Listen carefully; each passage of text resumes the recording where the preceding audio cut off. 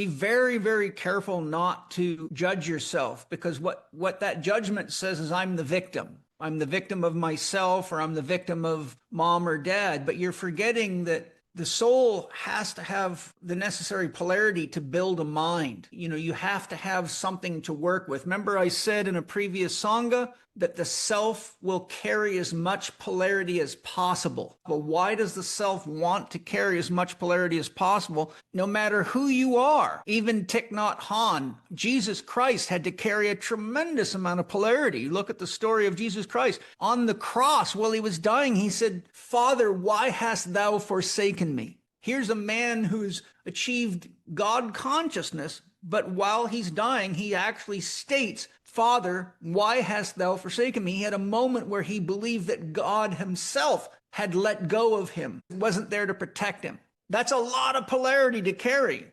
Remember, the stronger you get, the more weight you got to put on the bar to grow. So we don't want to be childish and think, oh, when I'm enlightened, then it's all going to be peaches and fucking cream every day, and the birds are going to land on my shoulder, and the golden goose is going to lay golden eggs for me, and I'm going to walk on water. That's new age fantasy bullshit. Like, I'll give you an example. I don't dream that often because I do so much work with my unconscious and my soul on a daily basis. So dreams are usually the soul trying to get messages to you that it can't get by the buzz of the ego all the time. So people that don't have a deep connection to their soul and do daily work with their soul to ask for guidance and be brave enough to hear the guidance end up having to have dreams. And usually the more intense the dream, the more the soul has to turn the volume up to crack the ego to get it to listen. But last night I had a very irritating, intense dream. And I'm telling you this because I've been doing what I'm teaching you guys here in Spirit Gym for a very long time.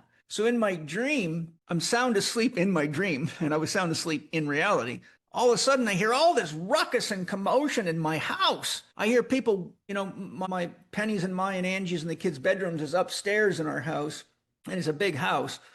And I hear people running up and down the stairs talking, and I hear people out the window talking, and they're like, kind of like got this nervous buzz, like, quick, grab that, grab that.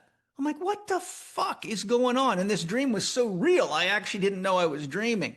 And in the dream, I got up out of bed and I ran to the door of my bedroom, and I opened the door where the stairwell goes down to the front door. And there's like 5 people going up and down the stairs, and they're grabbing everything they can fucking grab and carrying it out. And I say, what the fuck are you guys doing? You're broken into my house. And the one guy that was coming up the stairs, he says, oh, I used to live here. I came to see the house and grab some stuff we forgot. I said, that's bullshit. I know the people that own this house before, and you are not one of them. And there's nothing here that you're taking that belongs to you. You are stealing from me. What the hell's going on? And so he didn't say anything. He just kept moving, and they all just kept going and grabbing shit out of whatever they could get their hands on. And I'm like, okay, I got to see what the hell's going on outside. So I ran out the front door. I walked around to the side of the house, and there's like 10 or 12 people out there grabbing farm tools and anything they can get their fucking hands on.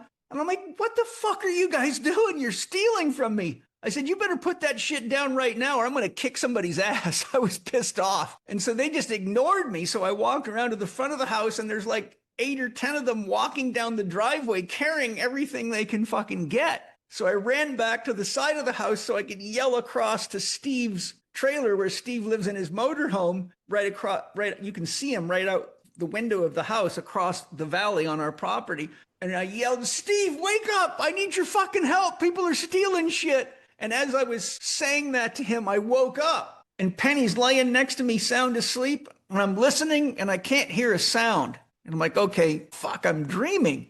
But it was so real. I was like sweating, and my heart rate was like 200. I'm like ready to fucking kick somebody's ass. I'm like, what the fuck is this shit? And so it bothered me. I'm like, why am I having a dream like that? So here's the punchline. So the first thing I do when I go into meditation this morning and did my heart breathing practice, I connected to my soul. I said, Kidra, you've got to tell me, what the fuck was that dream all about? And my soul said, it's just important for you to understand that there will always be people that are less evolved than you that don't have the patience to do the work that you teach, that will want to steal from you. And instead of getting upset at them, you've just got to see God And then my soul said to me, you remember the story of the pickpocket meeting the saint? My soul said, in the dream, you just saw their pocket. You just saw the criminal, but you didn't see God, did you? And I said, oh shit, yes, I wanted to kick their ass. My soul said, why not gather them together, find out what's really going on, and see what you could just give them, because you probably don't need it anyhow. And I said, oh, yes, okay. So all I'm saying to you is come a fair bit down the trail from you, but here I am having dreams, my soul reminding me that there will always people that want to steal from you. And Penny can tell you we've had massive problems with copyright infringements for a long, long time.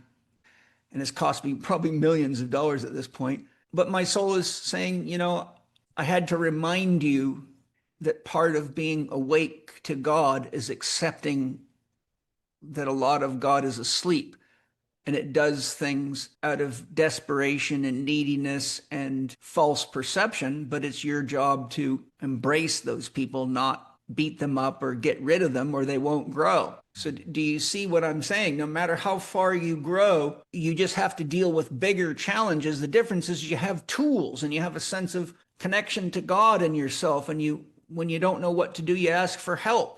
And that's why you got to practice, so that when things get stressful, you have a connection to your soul and you're not scattered and all over the place. You can center yourself. And my soul was reminding me, see how quickly you got pissed off? You still got a lot to learn. You're going to go kick the shit out of God for stealing a pitchfork. So remember, Lao Tzu says, what is a bad man but a good man's job? What is a good man but a bad man's teacher? What is a bad man but a good man's job?